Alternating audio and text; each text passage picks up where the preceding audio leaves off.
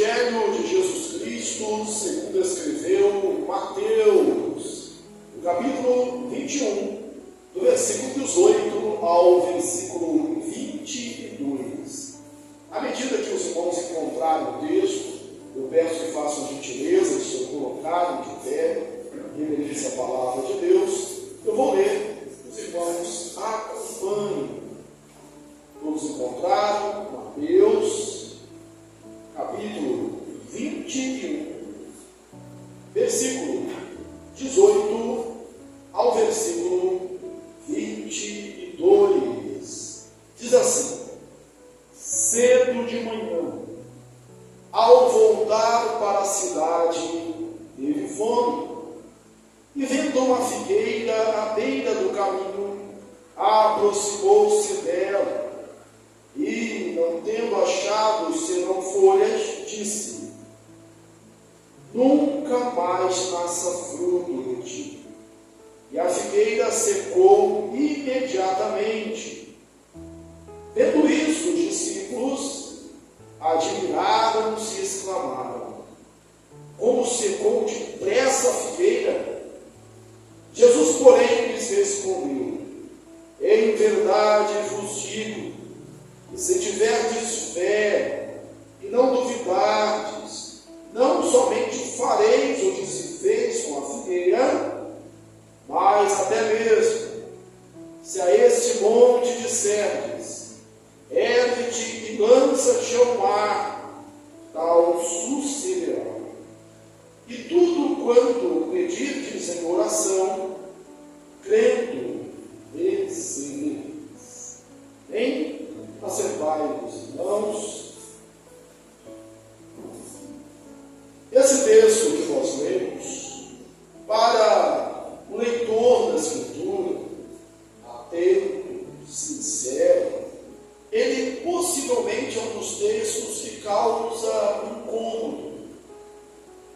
Por que causa incômodo? Porque parece que nós estamos vendo uma cena aqui que não faz parte do que nós aprendemos sobre Jesus. Uma cena que não faz parte daquilo que a gente entende que é a natureza de Jesus. Isso olhando à primeira vista. Olhando assim à primeira vista, você vai ver que, olha, Jesus estava com fome, foi até uma figueira, a figueira não tinha figos, ele amaldiçoou a figueira morreu. Está parecendo algumas pessoas que quando estão com fome, que elas se transformam, né? Põe a culpa na glicemia, baixou a glicemia, e aí é desculpa para fazer qualquer coisa. Não, mas essa não é a natureza de Jesus. Quanta diferença em relação ao Jesus de Mateus 4, por exemplo. Lembra o que está escrito em Mateus 4? É a tentação de Cristo. Ele está no deserto, ele está sendo tentado, e o texto diz: depois de jejuar 40 dias, aqui não tinha passado nem um dia, depois de jejuar 40 dias teve fome. E quando o diabo tentou, manda que essas pedras se transformem em pães, ele que tinha poder para fazer isso, ele não fez apenas para satisfazer a sua necessidade. Não, mas esse texto aqui, ele não está falando do nervosismo de Jesus, da impaciência de Jesus, não. Esse texto aqui, ele é uma lição, é uma símile, uma comparação, para que nós aprendamos com ele. Charles Haddon Spurgeon pregou um sermão sobre esse texto, no século XIX, de 1889, chamado A Figueira Murcha. E ele começa o texto dizendo: olha, existem milagres e existem parábolas. E você poderia perguntar em que classe eu classifico essa passagem, essa perícope que nós lemos. Ele diz: é tanto um milagre, o que aconteceu é um fato real, e é uma parábola. E logo um crítico pode responder: não, mas Não é uma parábola porque é um fato real, aconteceu mesmo. Não começa aquela expressão semelhantemente é. Por que Spurgeon está dizendo isso? Porque há um ensino simbólico nessa maldição da figueira, do secamento da figueira. Algo bem comum do que os profetas faziam no Antigo Testamento. Quando o profeta queria dar uma mensagem e enfatizar a sua mensagem, ele usava símbolos fortes com ele mesmo. Foram profetas que andaram duros, assinado de fora, como o profeta Isaías. Houve outro profeta, como o profeta Amós, como o profeta Oséias, que casou-se com uma prostituta. Então eles encarnavam isso com meios fortes. É o que está acontecendo aqui nesse texto. Nós precisamos ver a lição atrás desse texto. Bom lembrar também, para o nosso entendimento, que não só Mateus, mas Marcos narra o texto também. E Marcos, se você ver, pelo menos na minha Bíblia, embaixo do título, tem referência em Marcos. Você vai ver que há duas referências em Marcos. Por quê? Porque Marcos trata dessa cena aqui em 2 dias distintos. Aqui diz que a figueira secou imediatamente. Marcos não. O Evangelho de Marcos, que é mais antigo do que o de Mateus, Jesus, ele está descendo para Betânia, ele vê essa figueira, ele vai até a figueira, constata que não há frutos nela, amaldiçoa a figueira, daí ele vai e é a cena da purificação do templo. Aí no dia seguinte ele vem pelo mesmo caminho, foi por Betânia de novo, lá em Betânia, ele vem e diz: olha, secou totalmente a figueira em 2 dias. E aí talvez você possa perguntar, mas então vamos encontrar informações. Não. Marcos, ele usa um método, e aqui a gente vê que os autores dos evangelhos sinóticos, eles não são copistas apenas. A palavra é inspirada, mas cada um usa a sua própria forma de redigir. Marcos, ele usa um método cronológico. Como as coisas aconteceram? E você que está estudando aqui Mateus, capítulo a capítulo, as mensagens do domingo, sabe que Mateus usa o método, a prática temática, o método temático. Ele separa o seu evangelho por temas. Secou-se imediatamente, secou-se em seguida. Não há nenhuma contradição. Mas em Marcos nós temos uma lição. Da mesma forma que a purificação do templo serviu para alertar os judeus, era uma profecia contra os judeus: vocês estão fazendo da casa do meu pai casa de negócios. A purificação do templo também era um símbolo do que se tinha tornado a nação judaica. Então nós precisamos entender esse texto com essa mensagem simbólica que ele vai traçar para nós. Vamos aqui, em primeiro lugar, pensar nessa questão da figueira. Porque a figueira é uma árvore muito popular na Palestina. O fruto do figo era comum, era chamado o alimento do pobre. A figueira, ela tinha o seu tronco, podia chegar a 1 metro de diâmetro, a 7 metros de altura, 7 a 9 metros. O diâmetro das suas folhas, a copa da árvore, podia chegar a 9 metros. Então era uma árvore que dava também muita sombra. Você lembra que Natanael, Deus viu, ele estava debaixo de uma figueira. Ele fala assim: olha, eu te vi debaixo da figueira. E aí Natanael crê, Jesus, porque eu te disse, você me viu, eu te vi debaixo da figueira, você creu? Você vê coisas maiores. Então era uma árvore comum, popular. E era a única que dava fruto 2 vezes ao ano. Mas nenhuma dessas épocas era em abril, a época da Páscoa. Coincidentemente, nós expomos Mateus capítulo a capítulo, de vez em quando temos esses encontros, essas boas coincidências. Estamos também no mês de abril, próxima semana da Páscoa. Nessa época, não era comum ter filhos. Não era época de filhos. O evangelista Marcos, ele diz isso, que Jesus não encontrou filhos, porque não era época de filhos. E aí você pode perguntar, então por que ele amaldiçoou a figueira? Um outro detalhe da natureza, que simbolizava o que acontecia na nação judaica, e espero que não simbolize o que acontece conosco. É porque a figueira nascia por meio dos frutos, e depois ela era coberta de folhas. Nessa época do ano, as figueiras estavam sem folhas. E aí Jesus descendo, saindo de Betânia, e nós não sabemos por que ele estava com fome de manhã, talvez tivesse ficado na casa daquela família de Betânia, Marta, Maria, Lázaro. Saindo de casa, podia ter feito sobre jejum. Possivelmente saiu muito cedo, para chegar logo ao templo. O fato é que ele estava com fome. E ele viu pode ter visto várias figueiras. Todas as figueiras sem folhas. Porque era essa época normal da estação. Mas ao longe, à beira do caminho, ele viu uma figueira coberta de folhas verdes, uma figueira viçosa, uma figueira de presença, uma figueira com muita aparência, uma figueira com muita pompa. E ele disse: vamos lá ver se tem filhos, porque se tem folhas, tem frutos. Vamos lá.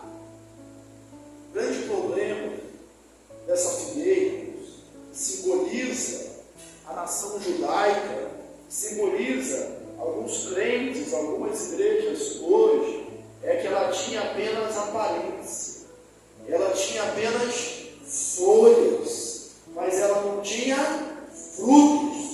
Então Jesus usa essa história para condenar aquilo que ele condenou no seu ministério inteiro a respeito da nação judaica, a sua hipocrisia.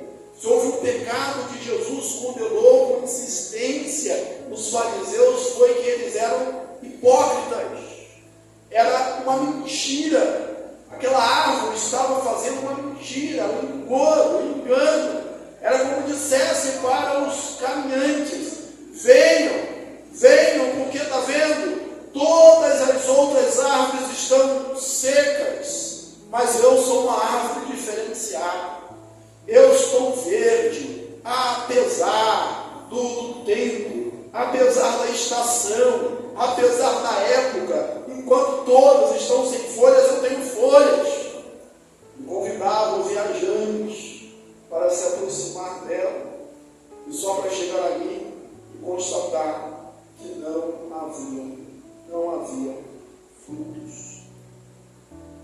Spurgeon dividiu esse sermão, eu citei anteriormente, em 3 partes. E eu vou me apropriar dessa divisão dele para o nosso ensino hoje, para ficarmos mais didáticos. Ele disse: olha, há profissões de fé promissoras, porém vazias.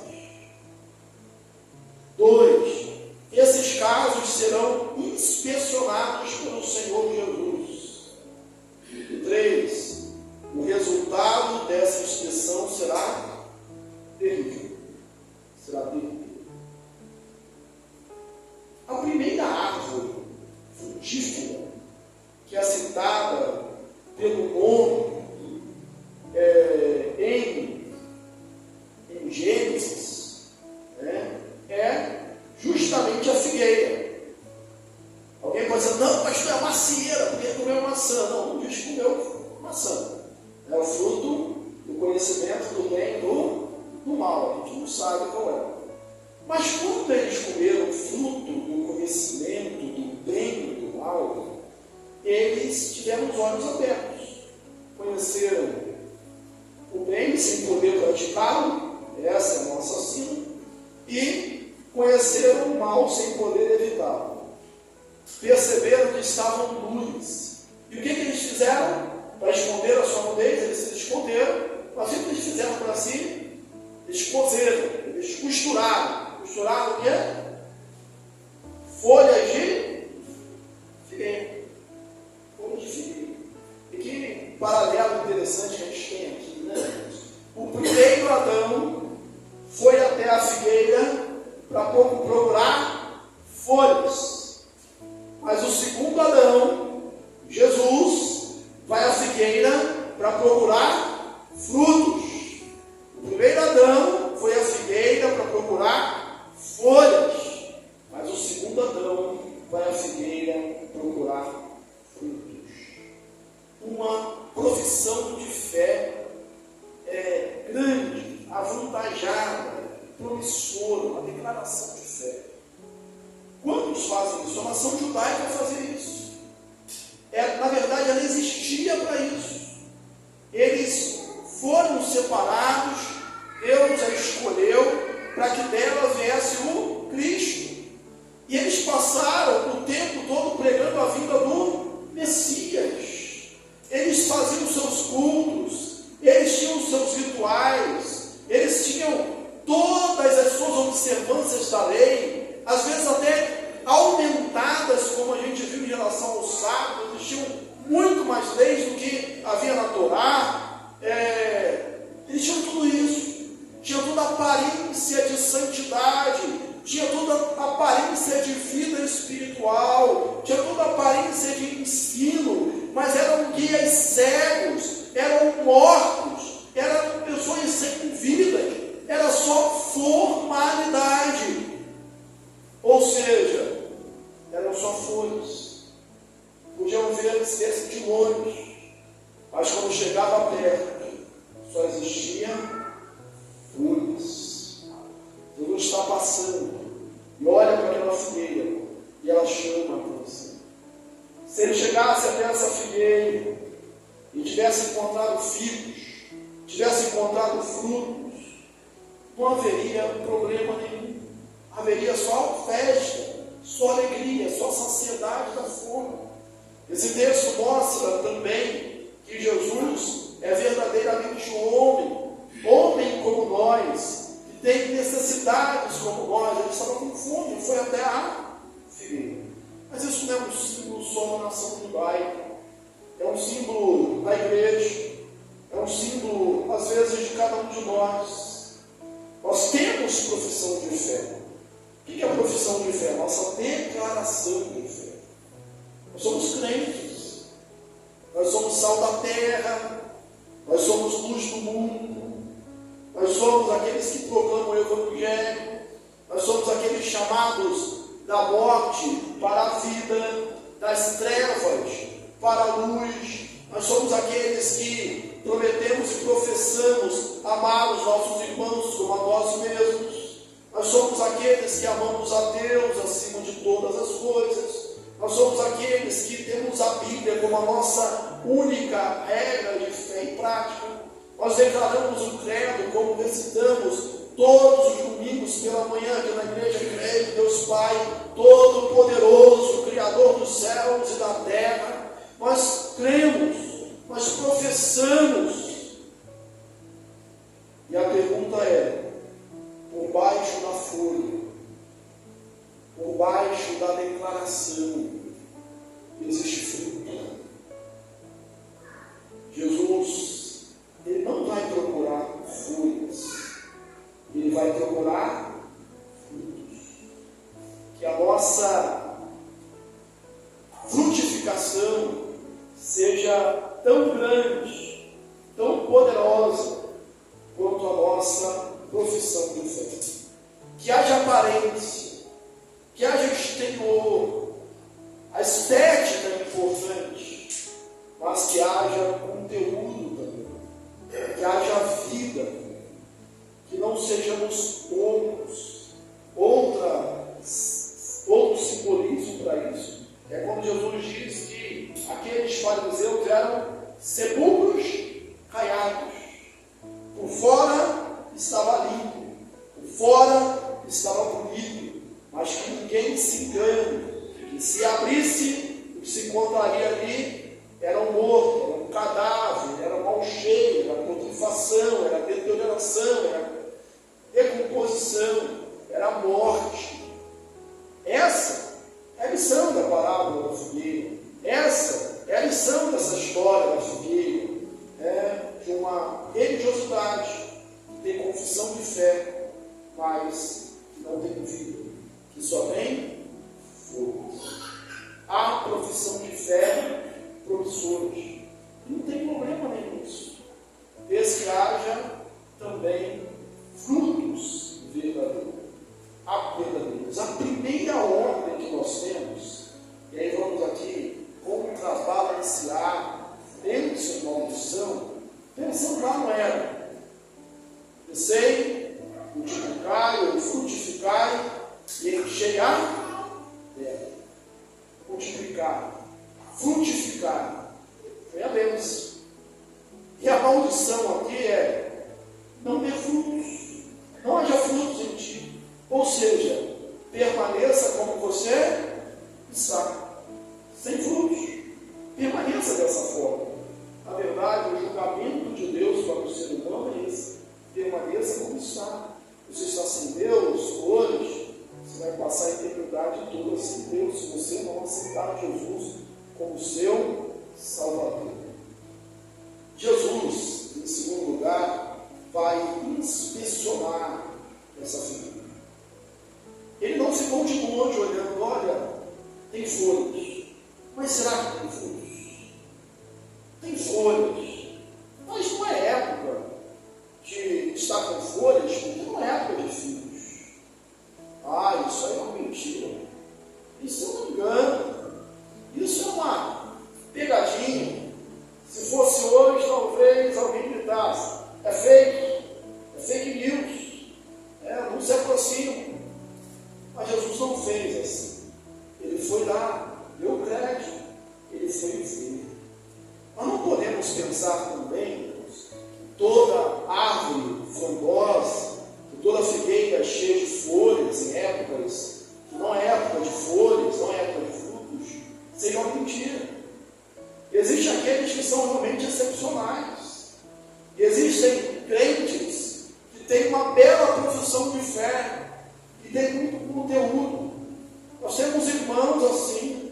O problema não é a profissão de fé, o problema não é a aparência, o problema não é estar à beira da estrada, o problema não é estar sendo visto. Desde que haja conteúdo, tem gente assim. Tem gente que, enquanto todo mundo está cabisbaixo, todo mundo está se sentindo derrotado, aquele irmão está professando a sua fé, está feliz com Jesus, está trabalhando, ele está atraindo, ele está arrastando, ele está fazendo a obra, e aquilo ali é tudo verdadeiro. Isso nós damos glória a Deus. E nós não podemos julgar ninguém, especialmente se for de humanos. A única pessoa que a gente deve julgar e falar assim, será que são só folhas? Será que tem fruto por baixo dessas folhas? Deve ser a nossa Jesus. Sempre que olharmos para nós mesmos e perguntarmos, há fruto aqui? Nós estamos fazendo a pergunta certa. Que haja folhas para cobrir os frutos, mas que por baixo haja também muitos fios. Sabe por quê? Ninguém se alimenta de folhas. Folhas de figueira não matariam a fome de Jesus. A aparência não mata a fome das pessoas. A aparência não é um bom testemunho, só a aparência. A aparência não transforma a vida de ninguém. A aparência não é a pregação viva do Evangelho. Tem que ter a forma, mas tem que ter o conteúdo. Tem que ter a folha, mas também tem que ter o fruto. E todos nós somos chamados a dar frutos. Outra história da figueira, de videira, é que havia uma que não dava fruto, ia ser cortada, e alguém intercede. Nós vemos Jesus intercedendo assim por nós. Não, deixa aqui. Eu adubar, deixa eu podar, deixa eu tratar, para ver se ela vai dar fruto. E se der fruto, ela permanece. Agora, se não der, ela tem que ser cortada, porque não serve. E aquilo que não tem utilidade está fadado à destruição, está fadado ao descarte. Então é necessário que sejamos úteis na casa do Senhor. Se as minhas palavras permanecerem em mim, eu permanecer em vós, vós fizeis tudo o que quiser será feito. Né? Se a gente estiver nele, diz o Evangelho de João, capítulo 15, dareis muitos frutos, e os vossos frutos permanecerão.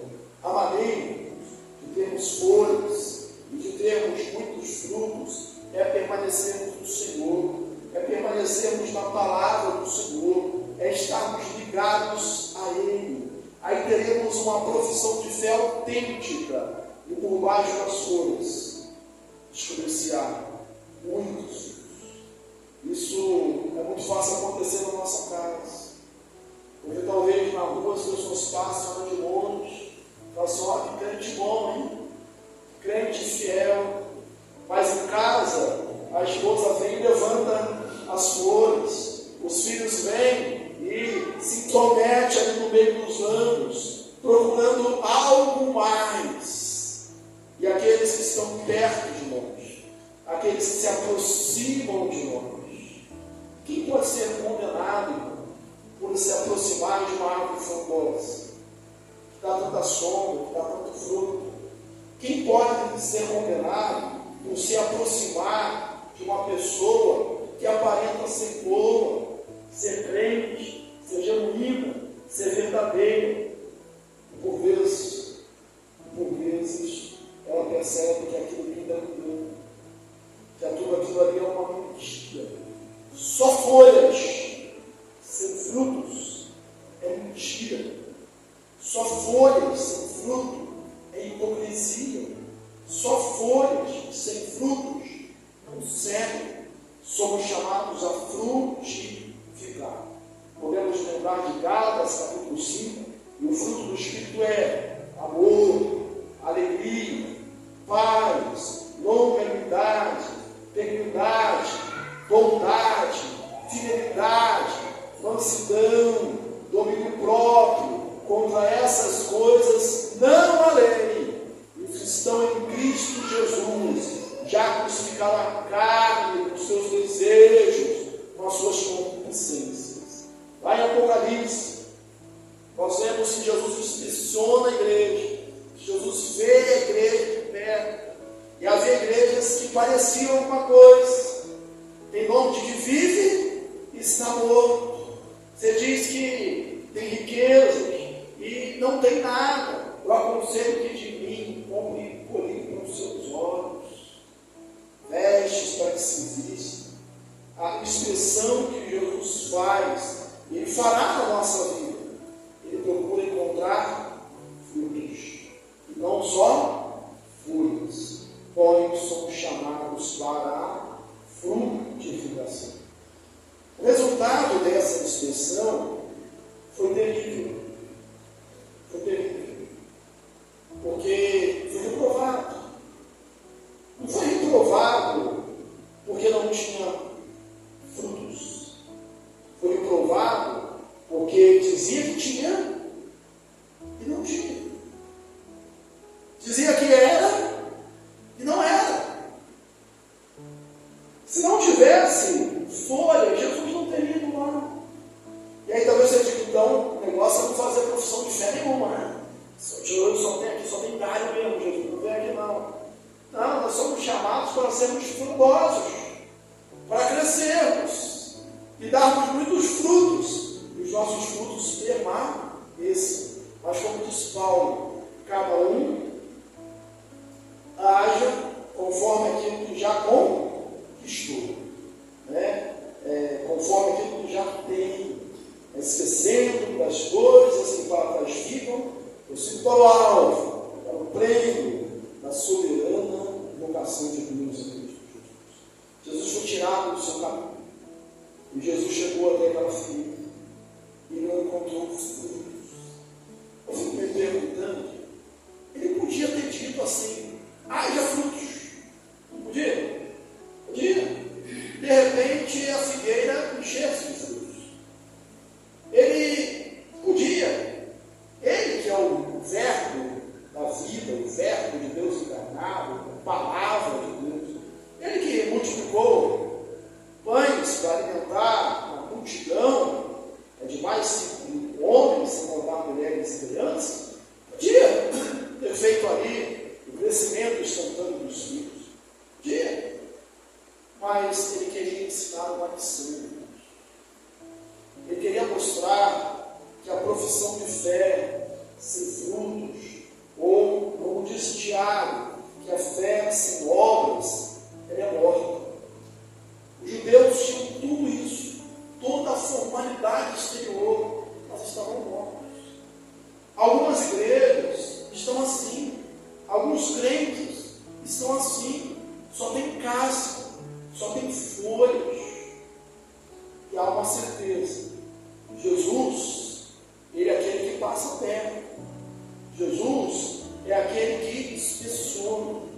Deus é aquele que perscruta, que sonda a nossa mente, o nosso coração. O salmista dizia isso: Senhor, tu me sondas e me conheces. Salmo 139. O que você precisa fazer?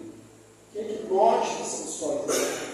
Precisamos olhar para nós mesmos e fazermos uma oração sincera, fazermos uma oração com o coração quebrantado.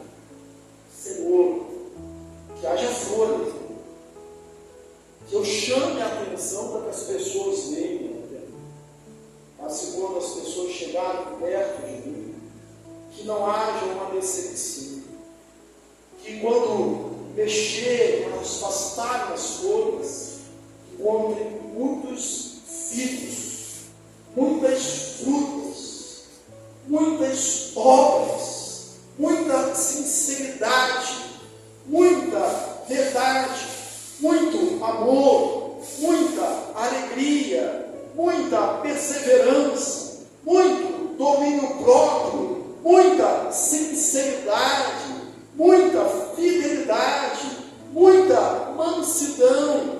Encontre frutos que sejam dignos do teu nome, que sejam dignos da fé que eu professo, e que sejam alimentados, e que sejam enriquecidos, e que fiquem felizes porque encontraram que vieram buscar.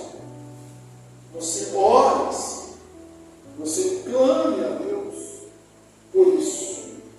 E aquela árvore está no meio do caminho, aquela árvore aparecia. E aí, a responsabilidade maior é minha que estou pregando. Quem aparece mais na igreja é a pastor. A responsabilidade maior dos presbíteros, são liderança da igreja, dos diáconos, dos líderes, das sociedades internas, do pessoal do louvor, mas também de cada membro. Porque quando você vem para a igreja, ninguém fala, está lá indo um pastor, ou está indo o presbítero, ou está indo o diácono. Pessoal, lá vai um crente. Eles querem ver frutos na sua vida. Você estranha essa parábola? Você estranha, se vão pensar na parábola, essa história? Jesus, o sacrifício de uma árvore, ensinou a gente. Ele nunca feriu ninguém. Elias, o profeta, ele mata lá os 450 profetas de Baal. Em Eliseu, a gente vê ali os meninos, os jovens, que são comidos por uma ursa, por chamá-lo de calvo. Jesus nunca revelou. Ele apenas disse para essa figueira: permaneça como está. E ela secou, para que você hoje não precisasse secar. Para que você hoje não precisasse continuar como você está. Para que você hoje não fosse só folhas, você hoje fosse muitos frutos para a glória de Deus. E ele termina dizendo assim aos seus discípulos, quando eles se admiram: você vão depressa, filhinho? Ele disse: olha, se você tiver fé, você vai dizer não só o que aconteceu com a figueira, vai falar não só o que eu falei com a figueira, mas você vai dizer a este monte, principalmente o Monte das Oliveiras, ergue-te e lança de chão no mar, o mar mais próximo, a cerca de 13 quilômetros, e assim vai acontecer. Isso nunca literalmente aconteceu na história, nem antes de Jesus, nem nos tempos de Jesus, nem depois de Jesus. Aqui nós temos, na verdade, mais um símbolo. O monte aqui, os jabinos eram mostrados que a gente podia remover montes de problemas, montes de dificuldades. Então simboliza assim que qualquer problema, qualquer obstáculo, qualquer dificuldade que você tiver, se você tiver fé, você pedir crendo, você vai receber, porque Deus pode realmente mover montanhas. Cremos que isso pode acontecer literalmente? Pode, Deus é poderoso para fazer todas as coisas. Ele é criador de todas as coisas. Mas antes, pense nos montes de problemas que você tem e que Deus pode remover se você orar por fé. Ora, sobretudo, Senhor, eu quero fazer uma grande profissão de fé. Eu quero prometer muitas coisas. Eu quero fazer votos sinceros, mas eu quero cumpri-los. Eu quero ter folhas, mas eu quero também ter frutos. Que Deus te abençoe.